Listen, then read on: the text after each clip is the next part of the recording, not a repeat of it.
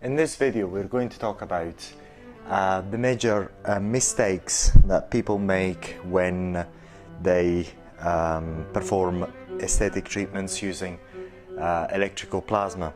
So we'll start with the introduction. As I say, we're going to talk about, first of all, what you can do in general in order to avoid the major mistakes that are made using plasma devices for aesthetic uses. So one of the major obvious ways is to take appropriate training, and this is why we have developed the online training platform voltaicplasma.com. is because in this type of treatments, this type of aesthetic treatments, there is a vast array of intended uses, from skin lesions removal, which there are many types of skin lesions anyway, to tattoo removal, permanent makeup removal, eyelid tightening, lower eyelid tightening, skin tightening in general, which has a vast array of applications. So it is not possible to learn them all in one setting, to truly learn them all in one setting. And in order to resolve this problem of helping you learn all the skills with all the possibilities available to you using plasma devices for aesthetic uses, we have developed the online training platform, which is getting bigger and bigger over time.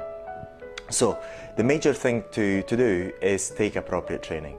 And if you have any questions about each individual application of voltaic plasma devices for aesthetic uses, and you cannot find the answers easily, just feel free to get back in touch with us.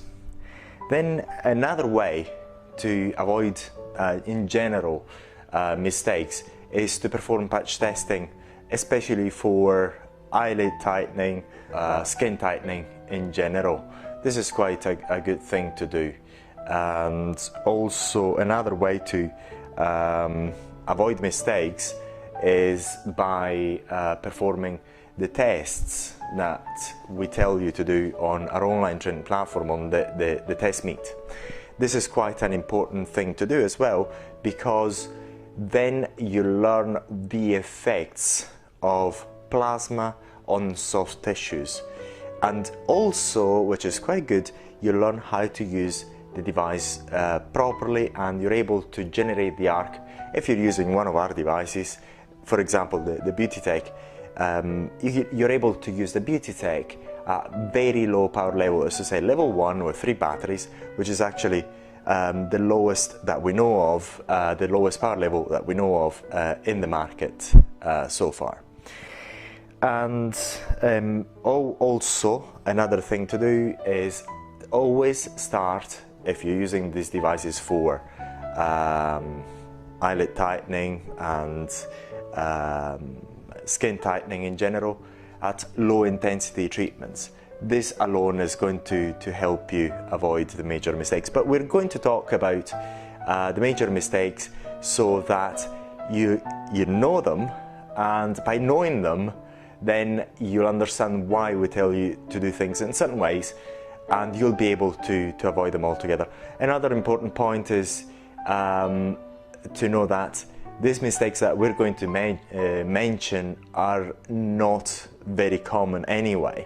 They're quite rare, but it's always good to know them, and because you know them, then you understand the reasons why we teach you to perform these treatments in certain ways, and you'll be able to carry a lot of knowledge forward as well.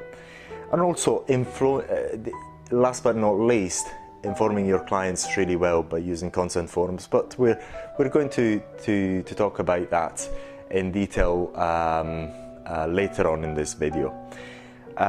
So another thing that we would like to emphasize about the online training platform and training in general,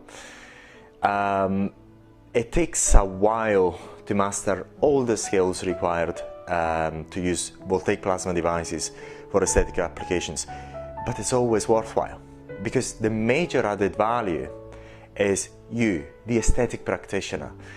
Tools are only tools, but what is adding the most value is your knowledge and your capability of informing your clients in an accurate way about each treatment, and how you perform the treatments is quite important. And this is actually what's adding the most value in this business. It's not the tools in particular in our view, but it's that knowledge that you have. So take your time to learn everything that is required in order for you to perform these treatments well. If you have any questions, please feel free to get in touch with us, even if you're not using any of our devices. We're very happy to hear from you anyway.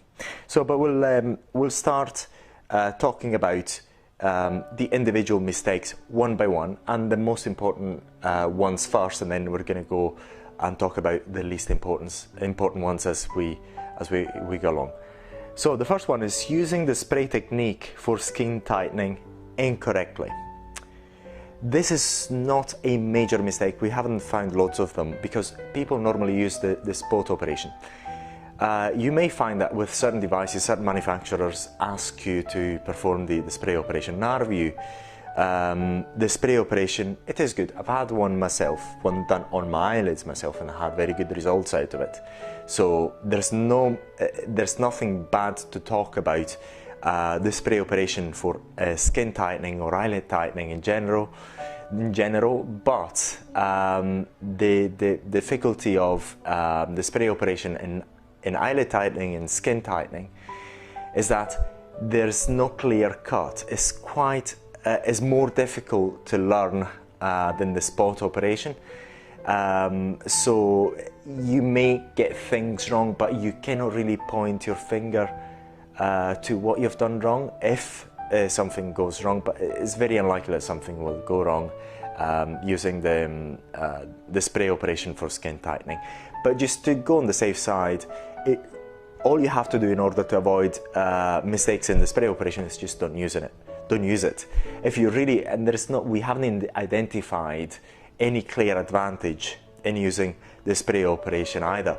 So it is a bit more difficult to learn, and it is not it's not bringing forward so great advantages in using it either. So if you really want to use it, just use it after you have your a lot of experience with voltaic plasma devices for aesthetic applications. And then if you just want to give it a go, then you can give it a go after a long time you've had reference experience with voltaic plasma devices.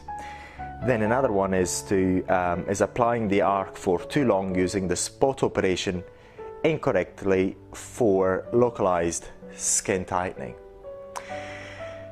Once again, this is a very rare mistake, extremely rare, and we find it in very rare occasions, and there's a common thing to that mistake. Going and jumping to high intensity treatments too soon, and this is why we teach you to use the devices at low intensity treatments first, then move to medium intensity treatments, and then once you acquire a lot of enough, I would say, reference experience, then you slowly transition to a bit higher intensity treatments. Also remember, we'll talk about eyelid tightening in a second. So in order to avoid mistakes, what you have to do is, once again, low intensity treatments, see the results, move to medium intensity treatments, and then as you gain reference experience, then you increase the intensity slowly.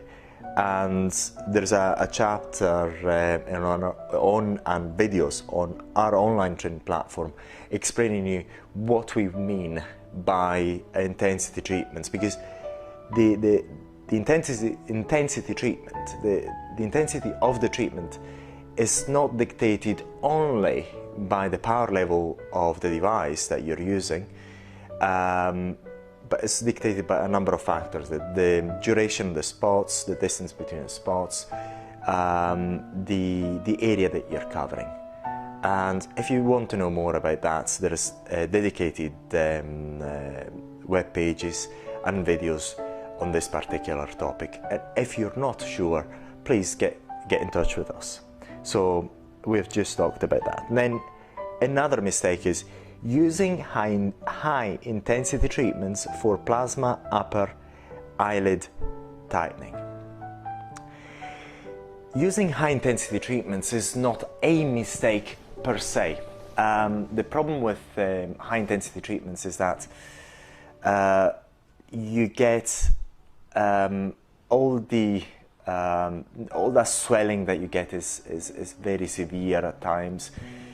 The discomfort becomes more pain than discomfort, and that can lead to customer dissatisfaction. Therefore, if you can avoid them, especially we actually encourage you to avoid them altogether, especially because of these things. But also what we found is that the actual results, the actual improvements are not proportional to the intensity of the treatments that you're performing. So you might as well just avoid them altogether. And also, if there's one of the adverse reactions that people don't talk about is the laxity, and this is only for upper eyelid tightening. It hasn't been observed in many instances, but it has been observed in those instances where a high intensity treatment was performed. Again, it's very rare and it's been observed with all devices that we know of. So you cannot actually point it to a particular device. It's just the way it works. What happens in reality is the way this mechanism of skin tightening works is just like with CO2 lasers. You inflict a controlled burn, and depending on how intense that burn is, then can cause some problems later on. So especially in the upper eyelid area, remember to avoid high intensity treatments, because we haven't even found major advantages in performing high intensity treatments for the upper eyelid area. And then we're going to move now into an area that is not discussed as much with plasma devices, but is extremely good, is tattoo removal, plasma tattoo removal. This is one of the best applications of plasma devices, and we know that is going to be up and coming in the future because of the very good results you have with plasma devices. Now, one of the major mistakes with plasma devices for tattoo removal is not the way you use the device, is managing expectations. What you find is that clients come to you with the expectations of going through one session and having the tattoo completely removed in 1-2 sessions. It's very easy, because after all, if they're not informed well, all they know is how they had their tattoo done in the first place. And normally a tattoo is quite easy to be drawn. You go through the healing process once, you take care of it only once, and then you have your beautiful tattoo. But it's a complete different game to remove it. It's much easier to have it done than having it removed. In this instant, in the industry of tattoo removal, you find loads of very bold claims and bold advertising. The problem is that even with very expensive lasers, tattoos are not removed completely. Most tattoos are not removed completely, and it requires up to 10 or even more sessions with lasers. With plasma devices used with osmosis, you may have better results in less treatments. However, we haven't discovered a miracle machine, and the miracle machine for tattoos hasn't been invented yet. So managing expectations is very important, and this can be done in the consent forums and when you talk to clients about these procedures in the first place. Another common mistake is the expectations of seamless results. This is due to advertising.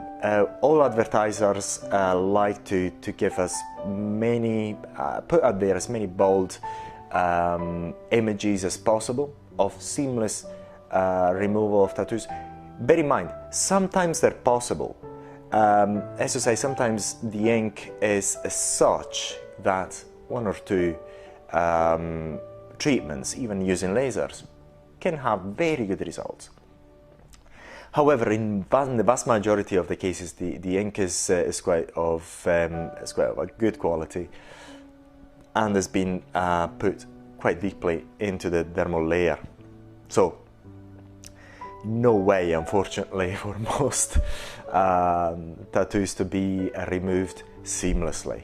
We've seen loads of tattoos, tattoo removal results, and all with lasers, most of them with lasers, if not all, and they all have a common theme. You can tell something was there.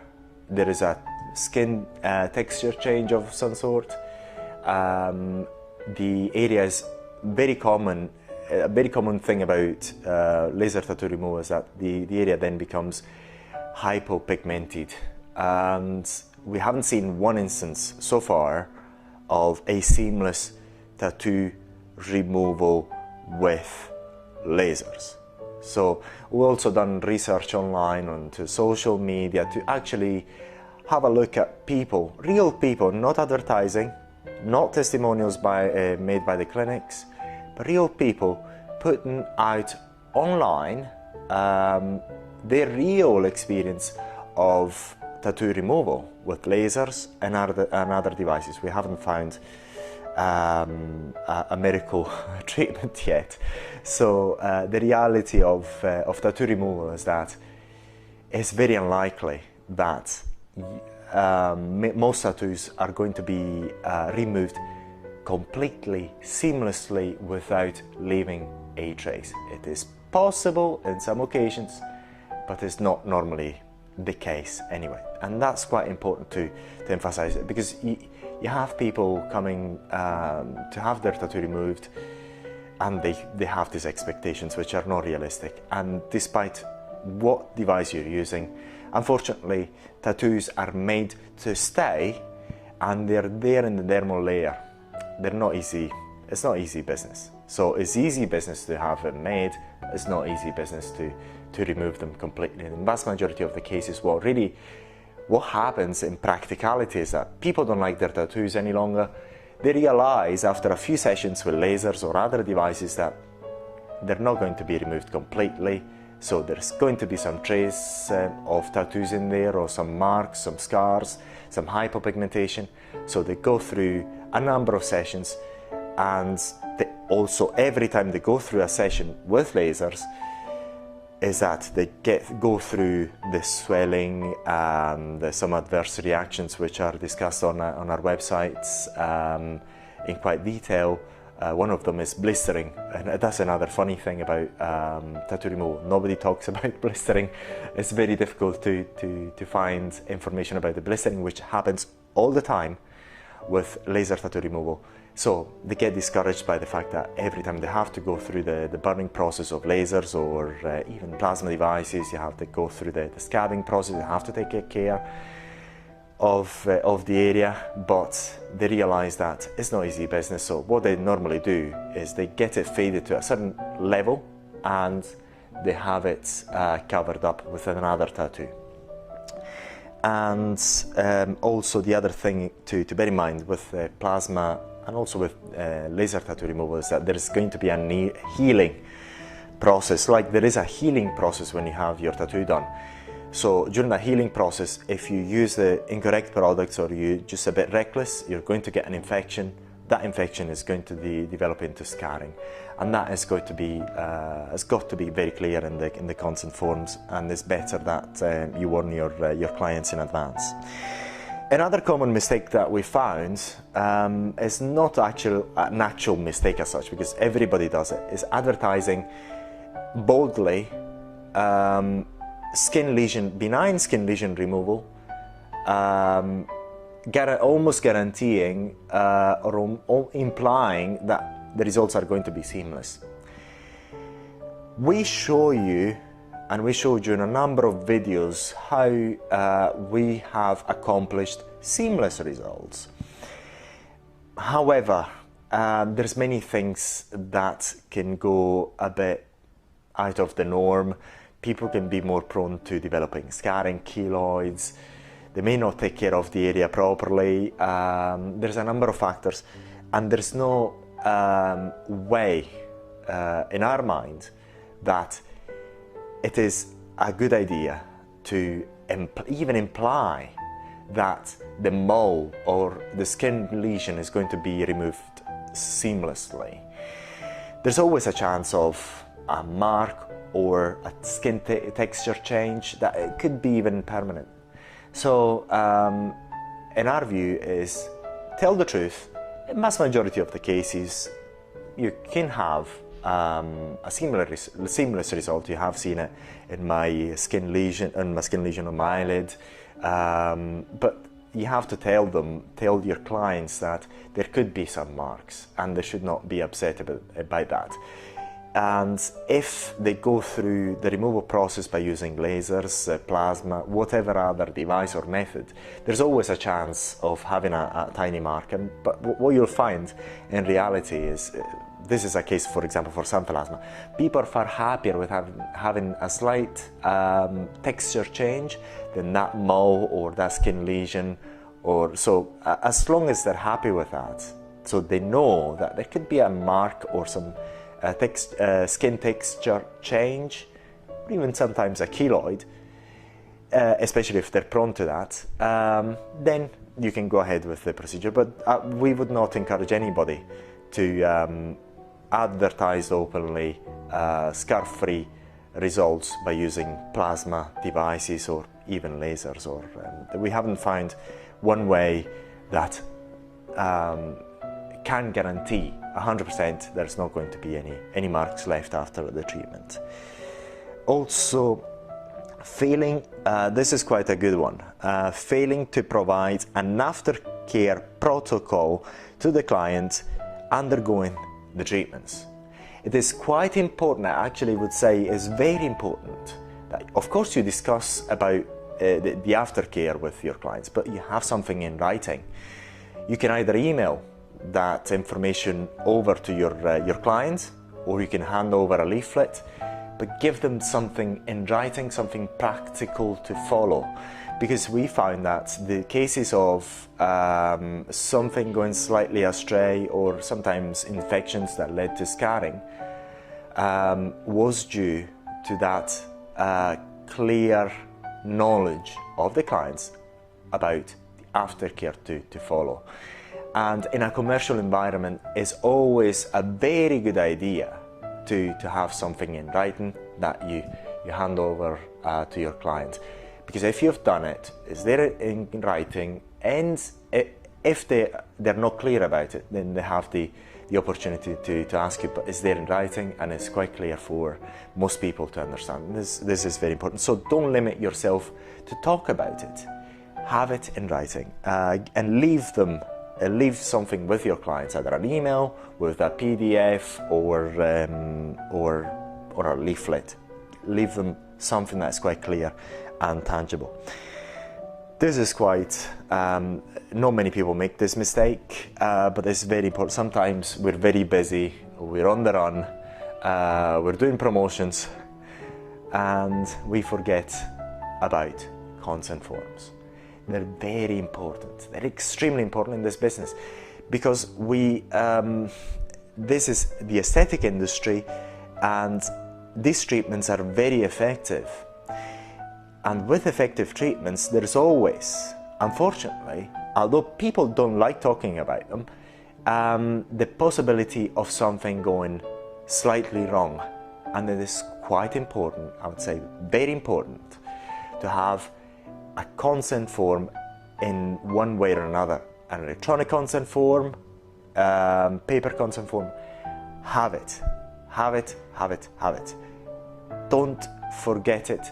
Don't think it's not important, even if you're busy. Have it in your business as as a habit, put it in your way to operate your business is extremely important. The something else which could be a bit controversial is the advertising, especially for upper eyelid tightening using plasma. We don't feel that it should be advertised as blepharoplasty. We have carried out many of these procedures, and there's many people having our devices using plasma for upper eyelid tightening, and I had it done myself. I had the procedure done myself, and the results are good but not dramatic. And we're going to make a dedicated web page and information, which is going to be quite clear later on. So if you're watching it when this video has been released, as I say in February 2017, the page is not going to be there, but we think that we're going to make it at a later point. We're making this video first because we think it's more important, so you're able to have the information that you require in order to avoid the major mistakes. In reality, what happens with upper eyelid tightening is a minor change, a minor improvement in the appearance of that saggy skin, and it's quite minor, and it should not be, in our view, advertised as a blepharoplasty for a number of reasons. It's just, it doesn't shorten the skin, it tightens it to a certain degree, and it doesn't really shorten it. We understand why it's been advertised that way, because medical doctors love it, love the idea of being able to say, well, no problem, we're going to use sublimation, the fourth state of the matter, and using these very magical words, then they're going to say, oh, this is a blepharoplasty. So you just use these words, then people love it, especially medical doctors which are not going to perform a blepharoplasty, so they have something that they can advertise as such, and we understand exactly why that is working to sell the tool. However, when you see the results, then it's something different. So the results are appreciable improvement in the appearance of saggy eyelids, but when you have a lot of skin to be removed, having this as a replacement to a blepharoplasty is not a very good idea, and we're going to touch that topic later on over the coming months, and there's a number of reasons for it. So in our view, if you want to advertise it, medical devices as blepharoplasty, please go ahead, but mind you, there's no miracle machine. Although some people make incredible claims, the physics are the physics of things. There's no miracle machines, and you'll find yourself that these very bold results sometimes are very dubious.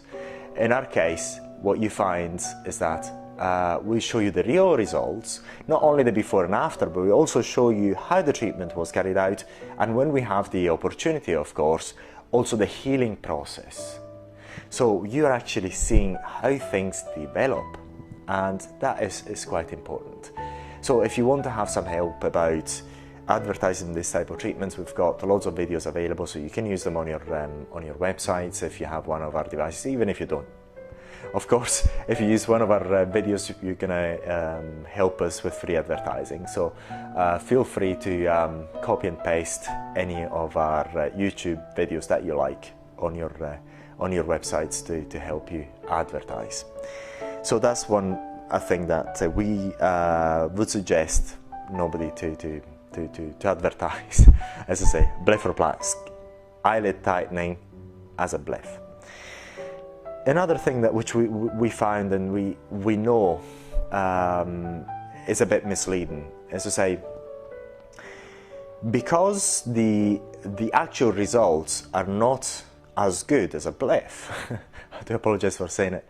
That's the reality of things, especially when the skin to be tightened is a lot and there's no miracle machines. What many people do, even those people who are who claim to be the top surgeons and whatnot, is they perform the treatments and they take pictures immediately, while the carbonized area, or the sublimed area, I don't know exactly what they call it, using the foresight of the matter. So what happens, and we're going to make a web page on that and a number of videos on that in order to explain the process, the physics of it. When you carbonize the area or use sublimation, what happens is the skin is as if it's contracting, but that contraction is not permanent. And the reason for it is because it's caused by deep dehydration due to the carbonization of the tissue. And that is going to change no matter what device you're using. And this is why you find there's lots of these pictures before and after. So you see the before eye and the after eye with these dark dots, and you see that the results are absolutely amazing. But what you don't see is the actual afters. And you're sure it's quite the reason. Say for example, we've got one of our videos. This is why we're going to make a dedicated web page on that.